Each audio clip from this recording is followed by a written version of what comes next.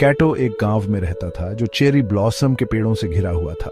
उसकी जिंदगी शांत थी, फिर भी कैटो के अंदर एक बेचैनी थी। वो कामयाबी चाहता था, एक जिंदगी जिसमें कोई मकसद हो। दुनिया बहुत से रास्तों से भरी हुई लगती थी, पर उसे समझ नहीं आ रहा था कि कौन सा रास्ता चुनना है।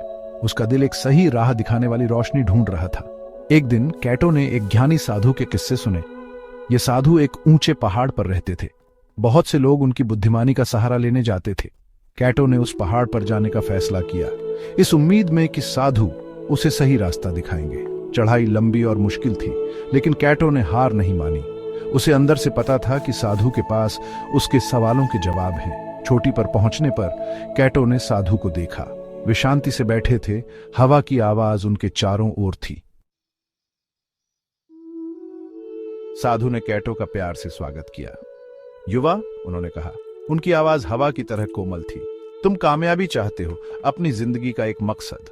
कैटो ने हां में सर हिलाया। उसका दिल उम्मीद से जोर से धड़क रहा था। उसने अपनी इच्छाएं पहले कभी जोर से नहीं कही थी। साधु कैटो की आंखों में उलझन देख सकते थे। उन्होंने उसे एक जरूरी सबक सिखाने का फैसला किया। आओ, उन्होंने इशारा किया। वे कैटो को एक कुएं के पास ले गए और एक मिट्टी के घड़े को पानी से पूरा भर दिया। इस घड़े को पहाड़ से नीचे ले जाओ, साधु ने निर्देश दिया, लेकिन एक भी बूंद मत गिराना। कैटो ने घड़ा ले लिया। उसके हाथों में यह भारी लग रहा था। वो नीचे उतरने लगा, हर कदम सोच समझ कर रख रहा था। उसका पूरा ध्यान घड़े में पानी के किनारे पर था। वो अपनी चिंताएं, अपनी कामयाबी की चाहत सब भूल गया। बस सामने वाला काम ही जरूरी था। जैसे ही कैटो चल रहा था, साधु उसके साथ चल रहे थे। मुझे बताओ, इस रास्ते पर तुम क्या देखते हो? उन्होंने पूछा। कैटो घड़े पर नजर टिकाए हुए बोला, कुछ नहीं गुरु, मैं सिर्फ पानी देखता हूं और उसे गिरने से बचाने की जरूरत। वे अपना सफर जारी रखे। आखिरकार वे पहाड़ के नीचे पहुंच गए।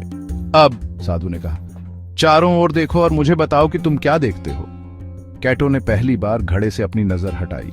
उसने उस रास्ते की खूबसूरती देखी जिस पर वो चला था।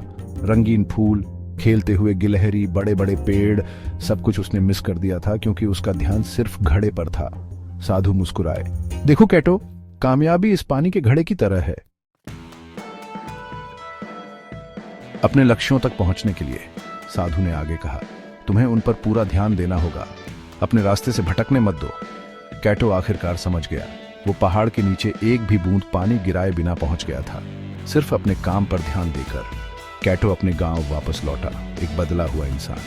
उसने एक रास्ता चुना, एक मकसद, और उसे उसी ध्यान से पूरा किया जैसे उसने पानी के घड़े को दिया था। उसने मेहनत की, ध्यान भटकाने वाली चीजों को नजरअंदाज किया। धीरे धीरे उसने वो कामयाबी पाई जिसकी उसे चाहत थी। कैटो साधु की सीख कभी नहीं भूला। उसने सीखा कि कामयाबी कोई दूर की चोटी नहीं है, बल्कि ध्यान और मकसद के साथ चला गया सफर है। हर दिन वो खुद को याद दिलाता, अपने घड़े पर नजर रखो और तुम्हें अपना रास्ता मिल जाएगा।